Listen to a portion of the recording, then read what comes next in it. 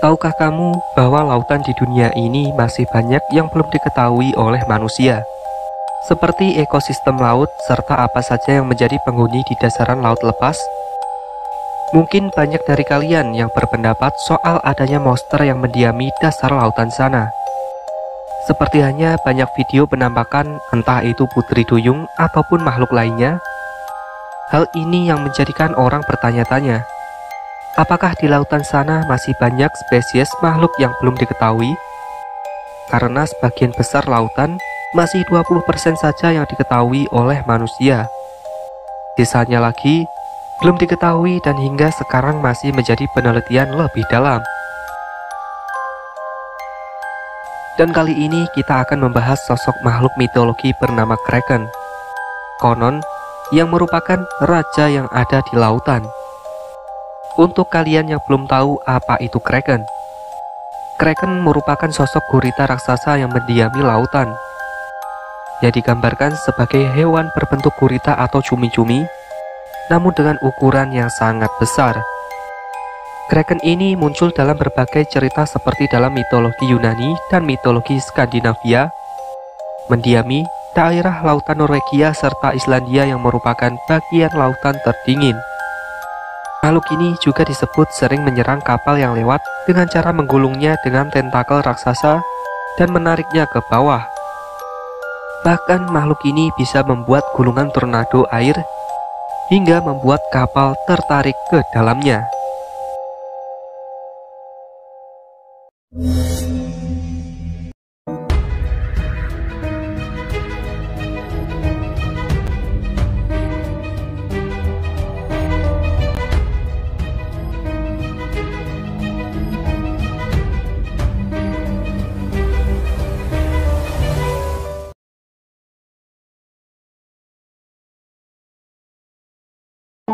Mr. Linus adalah orang yang pertama kali mengklasifikasi makhluk hidup ke dalam golongan-golongannya.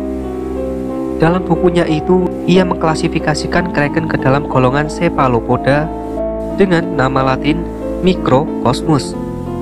Jadi boleh dibilang kalau Kraken memiliki tempat di dalam sains modern. Sebutan Kraken pertama kali muncul dalam buku Systema Nature yang ditulis Carolus Linnaeus pada tahun 1735. Karakter Kraken sendiri memiliki ukuran sebesar sebuah pulau yang terapung dan memiliki tentakel seperti bintang laut. Ia menyebutkan kalau makhluk ini bisa menggulungkan kapal yang lewat dengan tentakelnya dan menariknya ke dasar lautan, atau membuat pusaran air yang sangat besar sehingga menyedot kapal-kapal nelayan. Cerita tentang Kraken telah diperkaya oleh imajinasi orang-orang sepanjang waktu. Dalam beberapa cerita, Kraken digambarkan sebagai makhluk yang tidak dapat dihancurkan. Meskipun Kraken adalah bagian dari mitologi atau legenda, seiring waktu keberadaannya telah menjadi subjek spekulasi dan penelitian ilmiah. Beberapa spekulasi berpendapat bahwa legenda Kraken mungkin terinspirasi oleh peristiwa alam seperti gempa bumi, tsunami, atau hewan laut besar yang sebenarnya.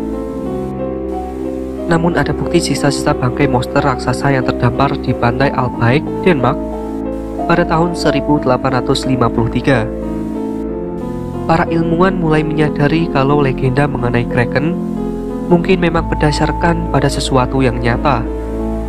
Seperti hanya cumi-cumi raksasa yang berjuluk Giant Squid, cumi-cumi kolosal atau Colossal Squid, dan gurita raksasa atau Giant Octopus. Namun ada yang mengatakan catatan awal tentang Kraken muncul sejak 1180 oleh Raja Norwegia yang bernama Sverre Sigurdsson. Mencatat makhluk ini sebagai monster laut di perairan Skandinavia saat itu. Kemudian berkembang lagi di tahun 1250 dalam teks Norwegia yang bertulis Konungskuja. Dalam tulisan ini menjelaskan tentang makhluk-makhluk yang ditemui di daerah Islandia, Greenland, dan Irlandia. Dahulu makhluk itu tidak dinamakan Kraken, tapi dikenal sebagai Hafguva. Digambarkan sebagai paus yang mirip pulau. Dalam catatan itu juga dijelaskan cara makan Hafguva yang unik. Hafguva memuntahkan makanan yang kemudian muntahan itu akan menarik ikan yang berkumpul. Lalu dia menelan sekaligus semua ikan-ikan yang sedang berkumpul. Menurut beberapa cerita, kehadiran kraken juga dianggap sebagai penyebab utama munculnya badai hebat di lautan. Ia diyakini dapat membangkitkan badai dengan gerakan tubuhnya yang kuat atau dengan menghembuskan napasnya yang besar. Walaupun kraken ini hanyalah mitos, namun kraken terus menjadi sumber inspirasi bagi banyak penulis, seniman, dan pembuat film hingga saat ini. Cerita-cerita tentang monster laut ini memancarkan daya tarik yang kuat dan menyajikan gambaran yang menakutkan tentang kekuatan lautan yang belum terkuak sepenuhnya. Kraken ini telah mempengaruhi banyak aspek budaya populer, terutama dalam genre fantasi, petualangan laut, dan permainan video. Contohnya, kraken muncul dalam film-film seperti Pirates of the Caribbean, Dead Man's Chest, dan Clash of Titans.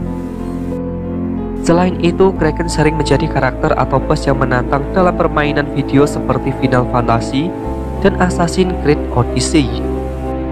Di balik kepopulerannya serta cerita mitosnya, bisa disimpulkan sementara bahwa kraken ini hanyalah makhluk fiktif. Dalam dunia nyata, makhluk sebesar itu tidak pernah ada, namun spesies gurita atau cumi-cumi pernah ditemukan dengan ukuran yang cukup besar. Banyak kejadian makhluk raksasa terdampar di pantai, hingga menjadi perbincangan orang dan menjadikan suatu cerita. Seperti kejadian tahun 2015 lalu di Kepulauan Banda, Maluku digegerkan dengan penemuan seekor gurita raksasa di perairan pulau tersebut. Gurita tersebut pertama kali ditemukan oleh para nelayan, dan kemudian membuat gempar masyarakat saat bangkai gurita mulai terdampar di pantai. Begitu juga dalam bidang ilmu pengetahuan dan biologi laut. Tidak ada bukti yang mendukung keberadaan cumi-cumi atau gurita raksasa yang dengan seukuran atau sekuat seperti yang digambarkan dalam legenda kraken. Mungkin dari pengalaman pelaut melihat hewan raksasa tersebut menjadikan dasar adanya cerita kraken. Dan itulah sedikit cerita tentang kraken, yang bisa disimpulkan bahwa kraken ini hanyalah mitologi, cerita rakyat, bahkan dongeng saat ini. Pemahaman kita tentang makhluk laut didasarkan pada penelitian ilmiah dan pengamatan yang sistematis. Namun sementara tidak ada bukti yang mendukung keberadaan kraken dalam dunia nyata.